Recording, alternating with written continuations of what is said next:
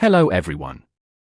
This is the fourth installment in our series Stories Then and Now, focusing on the 8th Route Army during the War of Resistance against Japan, with particular attention to Tang County. According to historical records, when the War of Resistance against Japan broke out in 1937, Tang County had a population of approximately 180,000. In September of that year, the nationalist government withdrew to Lebanon before Japanese forces entered the county. By November, the communist-led 8th Route Army had established the Tang County Committee and the Tang County Anti-Japanese Democratic Government. During the war, Tang County made enormous sacrifices. A total of 7,385 young people enlisted to fight the Japanese invaders. Another 171,973 people participated in frontline support work, 135,000 were involved in transporting food and military supplies, and 42,124 served as militiamen. Together with regular troops, they fought in more than 1,700 coordinated battles and conducted 2,855 independent engagements. In total, over 300,000 people took part in the resistance effort. The local militia alone killed or wounded 2,396 Japanese and puppet troops. In Tang County, 1,135 young men joined the army and died in combat. Among them was my cousin, my uncle's only son.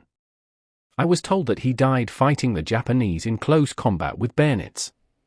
Because the battlefield was not far from our village, his body was brought back by family members and buried in our ancestral cemetery. When I was in elementary school, every year near the Lunar New Year, our teacher would lead us to visit the families of fallen soldiers. We swept their courtyards, pasted Spring Festival couplets, and presented them with New Year prints. On the doorframe of these households, there was a small wooden plaque bearing the words Family of Honor. Beyond this symbolic recognition, there was little material assistance. Because my uncle had lost his only son, one of my aunt's sons was adopted into his family to support him and to care for my great-grandmother. I remember that my uncle passed away in the 1960s. He developed severe stomach pain, went to the hospital, and was told that surgery was required, but he died on the operating table. My great-grandmother passed away in the 1980s. She rarely left the house. My strongest memory of her is of her sitting quietly on the kang, the traditional heated brick bed, mending clothes. She spoke with remarkable clarity and logic, and women of all ages from the village often sought her counsel. Her generation, including both my maternal and paternal grandmothers, were middle-aged during the War of Resistance. Most of them passed away in the 1970s or 1980s. They endured immense hardship throughout their lives and did not live to see the later years of relative prosperity. My uncle's family lived in the northern mountains, which were a major base area of the 8th Route Army. It was therefore natural for him to join. He enlisted in 1938 and served as a communication soldier. On 2 occasions, he was ordered to retrieve medicine from Dr. Norman Bethune, and thus met him in person. He participated in numerous battles against Japanese forces and witnessed the deaths of many comrades. He once remarked that casualty rates were especially high among new recruits due to lack of experience. There is a saying, new soldiers fear artillery, veteran soldiers fear the bugle. Perhaps there is some truth to it. Toward the end of the war, my uncle was wounded in combat and discharged as a second-degree disabled veteran. He returned to farming and lived until nearly 100 years old. When I visited him in 2008, he told me that the government provided him with a monthly allowance of over 200 yuan, enough to meet his basic needs. My maternal grandmother's village was located about 5 kilometers from my uncle's home, surrounded by mountains.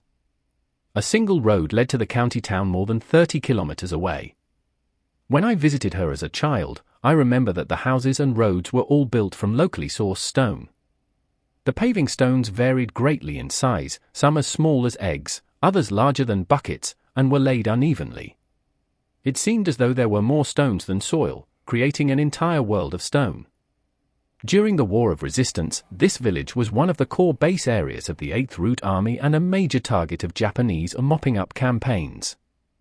At that time, the 8th Route Army in our county consisted of 14 main field regiments, 6 local regiments, 5 counter-level guerrilla brigades, as well as several military-industrial units and rest stations. The total strength reached approximately 60,000 troops.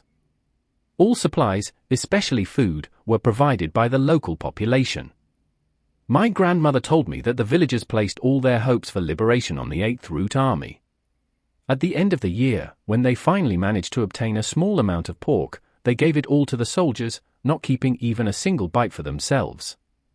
The village had grassroots 8th Route Army organizations, and the population was fully mobilized to provide manpower and material support. Young people joined the army, while middle-aged villagers served in guerrilla units or logistics teams. My mother recalled that it became difficult to find anyone left in the village. Those who went to support the front lines left wearing white clothing and returned in brownish-purple garments, stained with blood. They would simply wipe the blood away with handfuls of dirt. At that time, the 8th Route Army lacked ammunition. Their cartridge pouches appeared full but were often stuffed with sorghum stalks. Fighting was constant and newly enlisted soldiers often received no training. One day they enlisted, the next day they were handed a grenade and sent into battle. In the early years of the war, conditions were extremely harsh, and the 8th Route Army was frequently pursued by Japanese forces.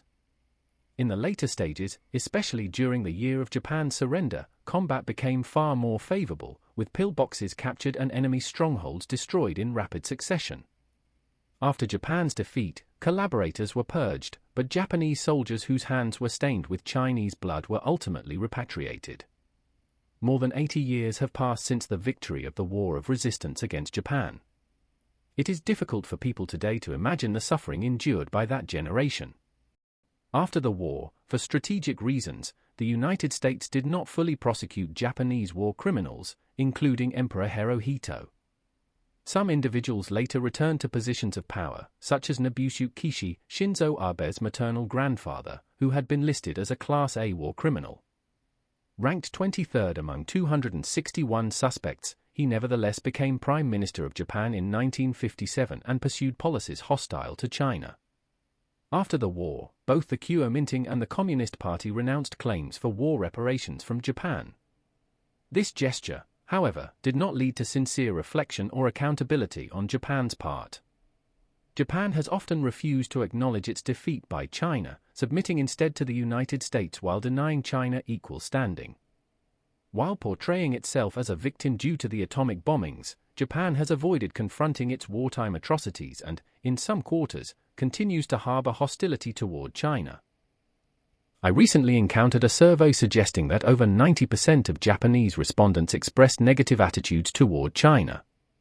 I also heard accounts from elderly people in northeast China describing life under Japanese rule in Manchukuo.